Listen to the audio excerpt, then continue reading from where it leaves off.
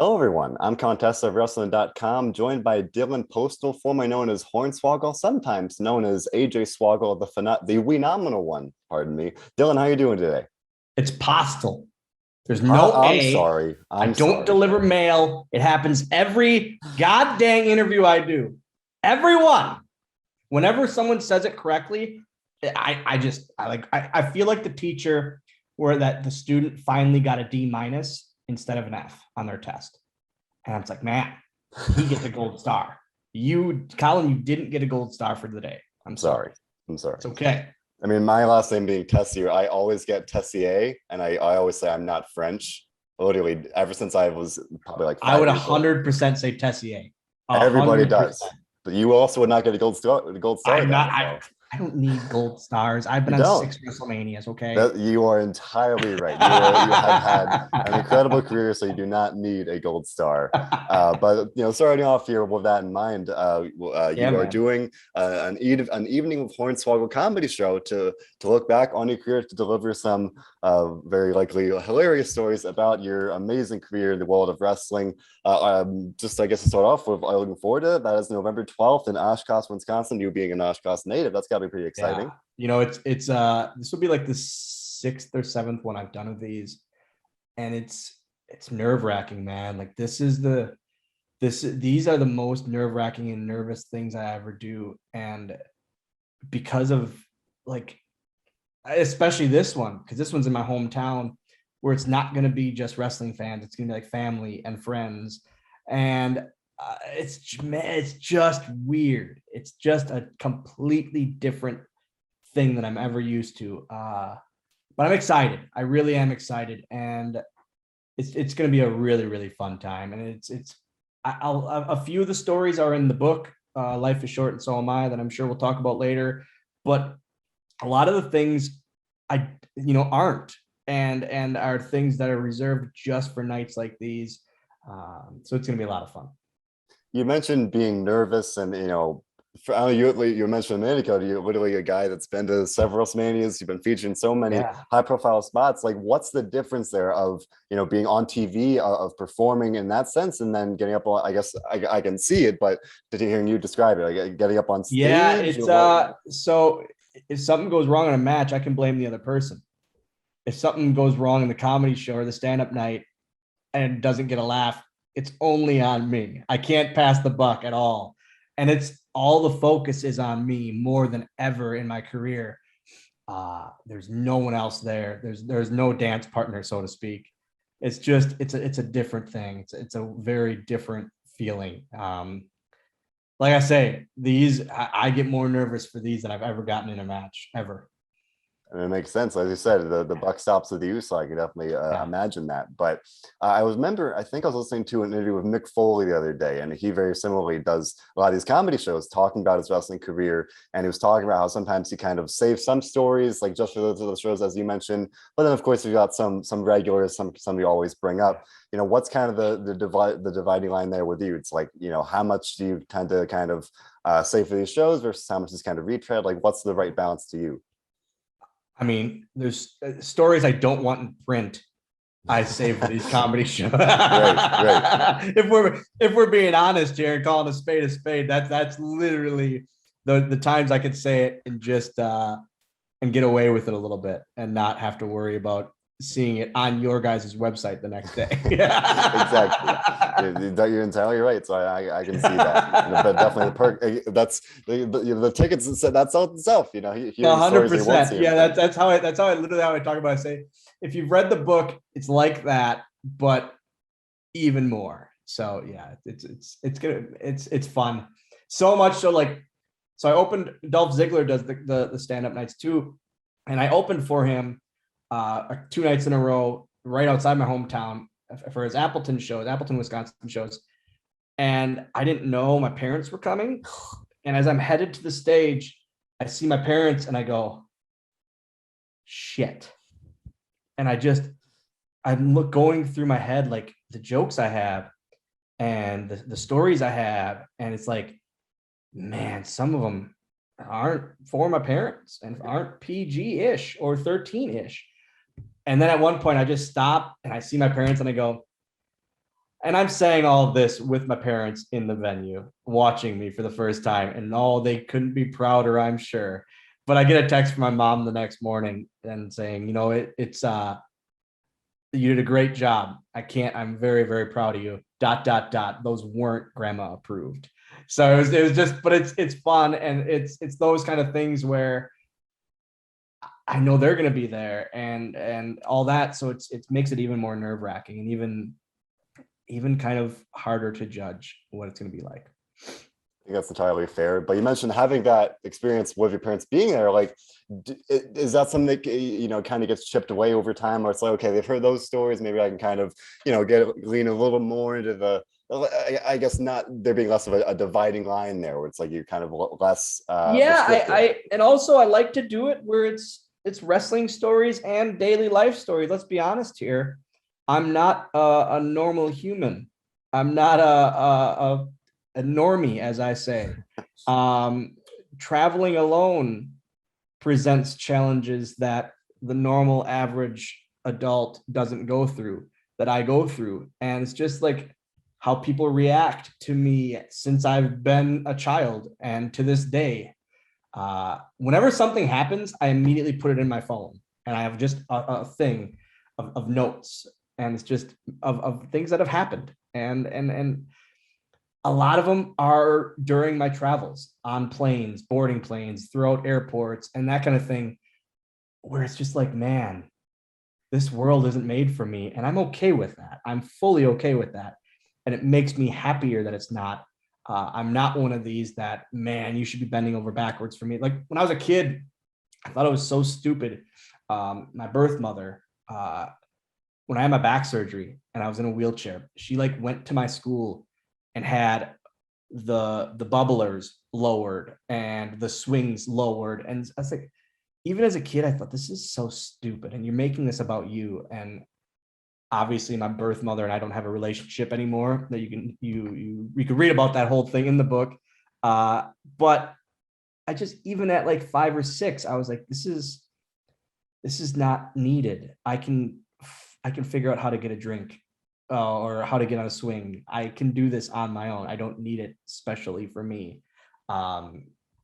It's just stuff like that makes me realize, man, I get through life really well in the normal world compared to how some people that are normal try to make it about themselves in life. I mean, I obviously can't even imagine what that's like, so I commend you for that. But it's awesome. It's absolutely awesome. Like, I love it. When I get into a hotel and they have a very high bed, I literally think to myself, how the hell am I going to do this? And it's like a running start. And it varies from the bed size. Or I've tried to like move the ottoman to near the bed, and that just it's just a day in the life. That's what I literally call it, another day in the life. And it's the best. It's the absolute best. I think that's a wonderful attitude to have. I wasn't planning on going deep, but you bring it up here. You have the deal with these challenges ever since. I mean, it's your life, right? So, I feel like I have to ask, like, do you feel like the world has changed or evolved to be more understanding and or accommodating? Like, how have you kind of noticed any? The world sucks. I think the world is too accommodating. And that's just me being honest and me being me. That might be the Oshkosh in me or whatnot. But I just think we're not all the same human. So why are we trying to make the world the same for everyone? That's just, it's a weird thing for me. We're always taught as kids, when I was growing up, it's okay to be different.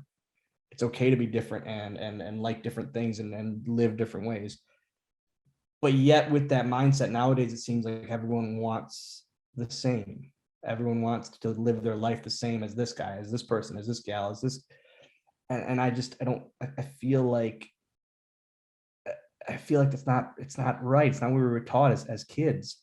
We're taught to be different and be okay with being different. But yet when people want that, they want to be, I don't know. It's a weird thing. Does that make sense? Like, does that make sense at It all? does. Yeah. It's a very, I don't know, man. I shouldn't have to worry about making a comment about a television show if I'm going to have a job tomorrow. Like, and not with that TV show, but wrestling. I shouldn't have to worry about anything I say and before hitting that send button. And that's not social media, that's the world. And it's unfortunate. It really is. And I don't know. And with my son, it's that slippery slope that we lead. And it's, how do I teach him to live his life? I want him to teach him to be whoever he is. And if he's different, it's okay. But yet, I don't know. It's a very weird slope. And that's a very odd sidebar that we went on there. But it's to get back to your question, I don't care. I don't want the world to bend over backwards for me. Yeah, I think that's a great attitude to have, and I think it's and I've always been that way. I mean, when I got trained to be a professional wrestler, to bring it to this, I told Ken Anderson, I said, I don't want to be trained as a midget wrestler. I don't want to be taught how to bite an ass or bite a finger or do a trip spot or the ref spot. I want to learn how to do Hurricane Ranas and Rey Mysterio moves because that's who I liked. And now on the indies, I'm biting ass and doing ref spots and this, but that's because it also gets, I know it gets a reaction. And I've always had that mindset of, I don't have a disability sticker in my car because I don't want that. There's someone that needs that. I don't need a handicap sticker yet. So I don't want to take that away from someone that does, if that makes sense. So absolutely. So you mentioned, embracing your identity, your just being different, and it should be, of course. And you started, but don't make it have to be a known. But I think that's my thing is, don't have the mindset of you need to acknowledge I'm different. I'm okay with being different. But yet I'm a living, breathing human being, just like a 7 foot tall person. Like it's a weird mindset to have, but I've always had that thing, and that's why current world is different than when I was a kid. And when we it's a different mindset that people have, and it's okay if they want to have that mindset, but I sure as hell don't. Yeah, and I commend you for that. And you mentioned embracing that, but I feel like I watched you when I was a kid. My peak days of wrestling fandom were roughly when you were the mascot for DX, like that era. Man, you are making me feel so goddamn old right now. Sorry. No, it's okay. Whenever someone says I watched you when I was a kid, I sit back and I go, Jesus criminy.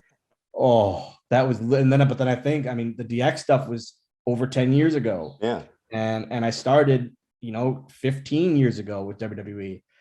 And it just seems like, man, it seems like, yes, literally, and it's so cliche to say, but it seems like yesterday that I was getting hired and getting yelled at by Vince for coming out too early into my rehearsal, my very first rehearsal. So it's crazy to hear when I was a kid, when people are adults. Yeah. Like if it were my kids saying that, awesome.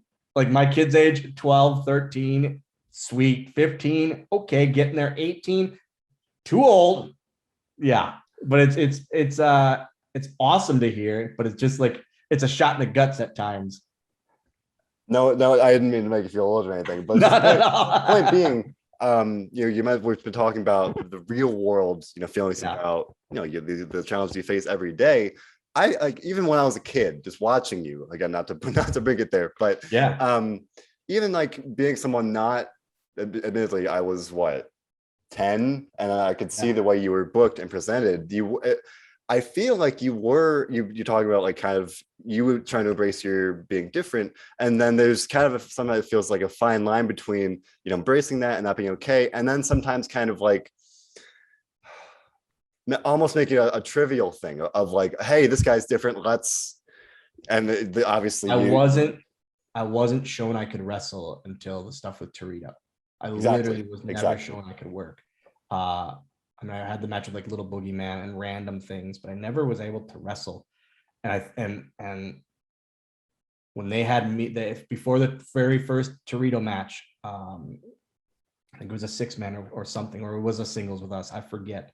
But they had me in rehearsal, like go over stuff with him before the show. And like it was a locker room sellout at the ring. But it was a locker room sellout to see me fail.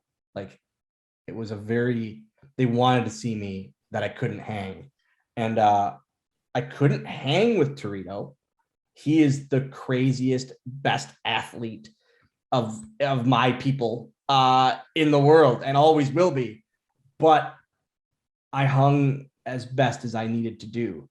And people were like shocked. And I still remember to this day looking over at the barricade, and Dolph Ziggler and Kofi were at the barricade with just Cheshire Cat smiles, because it was like they knew, they had a feeling I could do it. And they wanted to see me kind of shove it up everyone's ass. And hey, I'm not going to fail. You want me to fail, but I'm not going to. I was trained to wrestle. I wasn't trained to have dirt on my face and come out from under the ring. Like it was something I knew I knew I always could do. Now I was able to show it, and it was finally the opportunity to show it. And I that's the only time I'll ever pat myself on the back, but I blew out of the water. And with Torito's help and with everyone's help going forward with that story and all that, we blew it out of the water each and every time. And it was a very fun moment to be able to, even just in rehearsal with no one in the building, no one in the seats, just kind of say to myself, I told you guys, I told you I wanted to wrestle. I wanted to do this because I knew I could. And now I'm showing you I can. So finally I'm getting the chance. But you're right. I mean, from 2006 till then, I was the growling ass biter every week. And it's fine. And it worked. And I'm never going to want to take any of that back. But man, when I finally got to wrestle it, it was the most invigorating part of my whole career. What do you think changed? Like why? I obviously it's well-deserved, overdue, and get an opportunity, but why? Heath Slater was in Saudi Arabia. That's legitimately the reason. I asked to work with Torito since he started on TV, since he got hired at that point. And they told me verbatim, that's too easy. We're not going to do it. What? Okay, sweet. So then a couple months later, hey man, I want to do this. I can do this. Nothing. They started the thing with 3MB and the Matadors. Hey, I can join them. Nothing. Okay. Heath Slater is in Saudi Arabia. They need a 6-man because they booked a 6-man and didn't realize Heath Slater was gone for some reason because they didn't know their roster. And then they go, oh no, what are we going to do? Oh, we have Hornswoggle. Sweet. Here we go. And it was like, they were making it's a funny backstage thing. Like they were making a pair of pants for Heath that they just chopped off and I used for me, and they fit and they worked. So it's just, I joke with Heath and go, man, thank you for being on that tour, because I would never have gotten the chance. So, and it was just off to the races from there. So there was no reason, like there was literally no reason for them to give me a chance other than they booked a 6-man and realized, oh shit, we don't have a 6th person. It's amazing how stuff works out like that sometimes. Yeah, man. yeah. But would you call, I mean, I think it's fair to ask, but just to put a pin on it, would you call that kind of at least one of the highlights of your wrestling career, finally getting an opportunity to show that not only you mentioned without the fans being there, but then to actually go out there and do it, that, to get that chance, was that be like kind of a your highlight? I say in every interview I've ever done, I will never do anything better than WLC ever in my life. I mean, the payback match was absolutely incredible too, that no one talks about ever, because we almost booked it backwards. We did a regular single, a mask versus hair second compared to the crazy WLC match we did. But I'll never do something better than WLC in my whole career. And that night, man, that was the most special night of my career. It really was, like, not top 3. My debut was incredible, and then the night with my first WrestleMania with Kennedy, And those three things really kind of, and then actually the Vince, man, it might be a top 5, but WLC is definitely, if it's not top 3, it's 4, because it was just, again, it was proving everything clicked, man. Everything clicked that night, and it was proving everyone wrong. I've always wanted to prove people wrong. And again, that's so cliche, but I don't care. That's just how I've lived my life. And I've proved people right about their thoughts. But man, when I prove people wrong, it's a way better feeling. Yeah, absolutely. I can't even imagine that. That's awesome though. But you mentioned the payback match. Let's talk about that, because nobody talks about it. Like, how do you look back on that kind of compared to some of these other highlights? Crazy. I did a flip through the ropes, and literally, like, that was a thought of, I'm gonna try this. And then I remember getting the crash pad out, and Finley was one of the agents for the match, and he goes, "What are you doing?" I said, "I'm going to do a dive through the ropes." He goes, "Okay." But I said, "But over the middle rope." And I kept doing it where I couldn't just land flat. I kept flipping out of like being scared. And I was like, "Oh, I think I have something here." And so I did it again, and I did it again. And he goes, "Do you think you could hit this every time?" I said, "I know I can." So I did it in the match. And it was like one of those moments where I never would think I would do that in a WWE ring. Like, it shouldn't happen. But that match again was pre-show. After we killed it on the pre-show at WLC, we're still in the pre-show at Payback. And it's one of those things that, okay, we should have been on the main show, but I don't care. I'll steal the show before the show. And that you did. It's absolutely an incredible match just to look back on. And otherwise, you're talking about your wrestling career. I guess that was last year, I believe. The pandemic makes everything blur together. But when you had another brief round with Impact Wrestling, as I mentioned earlier, as the Wenominal one. What was it like, kind of being back in the spotlight there? You beat Ethan Page, a guy that's now thriving in AEW. Oh, my friend Julian, as I blatantly called him during that match. So that was Impact, seeing a picture of me and the meme or Mimi. I don't know what it is. I'm 35 years old and I don't care. The Mimi of me doing stand-up one night, and about it looking like AJ. And so they wanted to run with it. I was like, okay. And we did the match, and the best part about it was me blatantly calling him Julian in the match, because that's all I know him as, and he's my buddy, and it was fun. It was so much fun, and that's one of those things, like, it gets talked about a lot because it's so recent. But it's stuff like that you hit every once in a while. I mean, doing a thing with AEW or the Greatest Royal Rumble. That kind of thing where random appearances, man, it makes me feel really good about myself. It makes me feel good about my career. And then I'm still wanted. They'll still go to the Island of Misfit Toys here and there to take me from it for even for one day.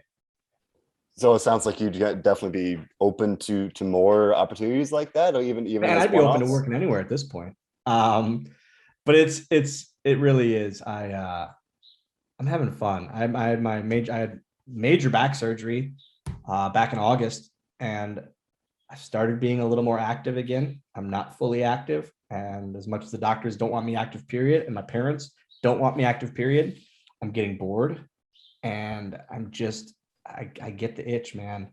I run my company in Wisconsin, ACW Wisconsin, and we're absolutely killing it. Our 8th anniversary comes up this December, which is crazy in itself. But it's running those shows makes it really hard for me to not actively compete on said shows. I always say I didn't get trained to sign my name, and that's just how I am. That's literally how I am. I can't, when I get brought in for signings, it's so much fun, but I also then watch a show and go, oh man, I really want to be in front of the crowd and doing something. And that's the that's the mark in me, the fan in me, and I got to be okay sitting back and signing my name. Actually, Ethan Page told me very, very candidly. He said, "You've had a really good run, and you better run than most could ever ask for. Be okay with what you've done. You don't need to keep trying to make new memories and new moments because you want to. But sit back and be okay with what you've done." And it hit me, and I was like, "Oh man, yeah, I'm okay with that." And Brian Myers, Kurt Hawkins said the same thing. He said, "People would dream of your career. Be okay with that at this point. And if it doesn't happen, it doesn't happen." I'm not, and I want it to keep happening, and I want to make crazy memories, and I want to have a crazy schedule for Mania Week, like 3 years ago when I did Nick Gage and Scott Steiner and Dan Moff all in the same weekend. Like, that was the craziest weekend of my life, and I definitely paid for it, but it was the craziest weekend of my life, and it didn't get a lot of buzz after. And I don't care about that. Like I didn't care, but because I knew deep down, I was like, man, I'm doing something that no one else would do, and that no, I mean, it just made me feel good about myself. As it should. And I certainly hope that you do get more of those opportunities to the extent you want them going forward here. But we're talking about stand-up, about wrestling here. To wrap up a little here, one thing we haven't mentioned yet is your kind of venture into acting. You've been involved with two pretty big acting projects here with the Muppets. The name? We could just talk. We could just talk about the Muppets, man. Yeah. The other one. I mean, the other one. It's great. No, like that's something too. I would love to keep doing, and acting gigs out of Oshkosh, Wisconsin aren't that plentiful as you know, as you may be shocked about. But man, those two gigs were so much fun. Leprechaun Origins, it is what it is, and I love it deep down because it's such a project of mine, and like holds a place in my heart. WWE didn't promote it whatsoever, which was the absolute worst. They probably had, I think they had Scooby Doo Goes to WrestleMania or something. That's right. Yeah. And I was like, okay, sure, it's fine. But I have the poster hanging in my office of me as the lead role and my name on the poster. You can't take that away from me. Like, that's the coolest thing. But then you have Muppets Most Wanted. Whew, talk about a dream come true for me. That was just, couldn't have been better. Couldn't have been a cooler experience all around. And it's one of those things that I always say it was the coolest moment in my life, only second to my son being born, just because I have to say it. Otherwise, I'm a crappy dad. So it's but man, he knows. Landon knows that. Him against the Muppets is a pretty hard fight. But yeah, it was just awesome. It was just awesome. I feel like there's inevitably some crossover waiting to happen between the world of the Muppets and professional wrestling. So I guess I have two questions along that vein. One, if you could pick a Muppet, who would you team up with as a tag team? Sweetums. He is the biggest besides Thog, but he's the most active for his size. And he for sure would be the best tag team partner. He's almost was really, really good at acting. But I love, man, that I always think about that. Like, I got on my Twitch channel stream, they asked last night, twitch.tv/Dylan Postl. Check it out, hit that follow button. But they said, what would you like a collab of? They just did Muppets Haunted Mansion. What's the next Disney collaboration you'd like? And that's hard for me because it's like, I don't think that way. I'm just very excited when new Muppet projects come out, and it's awesome to see them and to see the brand. That brand that's been around forever. And so I always get excited when new stuff comes out. You mentioned the collaboration there.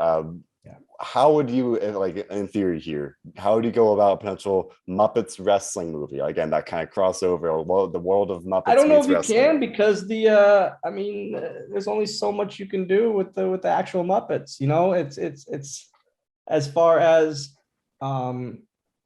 fight scenes or whatnot, or that kind of thing. I think what they did those 2 times they appeared on Raw and Tribute to the Troops, especially that when they guest hosted Raw that night, they were used in such a perfect manner, and so many times throughout the show. It was just awesome. It actually, to see them melded into the WWE product was incredible. Absolutely. And just not to glaze over it too much, you mentioned Leprechaun Origins here. And to me, Yeah. as someone who like kind of grew up watching you as Hornswoggle, that's just, there's something really kind of, I don't know, like parallel of that. It's like Hornswoggle and Leprechaun. Like there's just, it's fitting. And then you mentioned WWE not promoting it. That just seems like such a missed opportunity. Like I don't get Oh, it. you mean the Leprechaun in WWE that is in the movie Right. that they literally bought the rights for the movie franchise for? I mean, the thing, I went into Vince's office for the first trailer came out, and it didn't have my name in the trailer at all. And I remember going into his office and saying something about it. And I was so pissed, because I spent all that time filming this movie, and I knew that it should be promoted more than it was. It irritated me. And then to see my name not even on the trailer, it really pissed me off. The next week it was. It's thankful. I mean, they were good enough to do that for the promotion of it. But like, we got a trailer for 2 weeks, and then all we got was a lower scroll for 1 week, and that was it. And I was like, guys, come on now.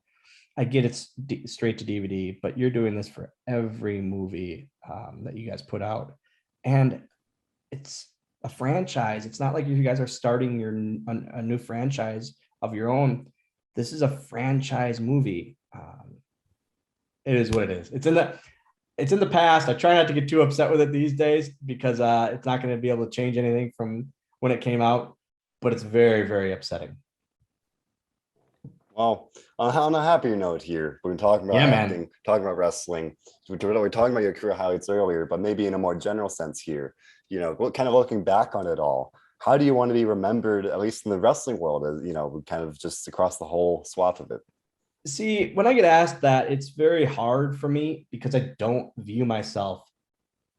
It's hard to view myself besides Dylan from Oshkosh, and I say that all the time. And but that's how it is. I've watched 3 of my matches back in my whole life, because I don't like watching myself back.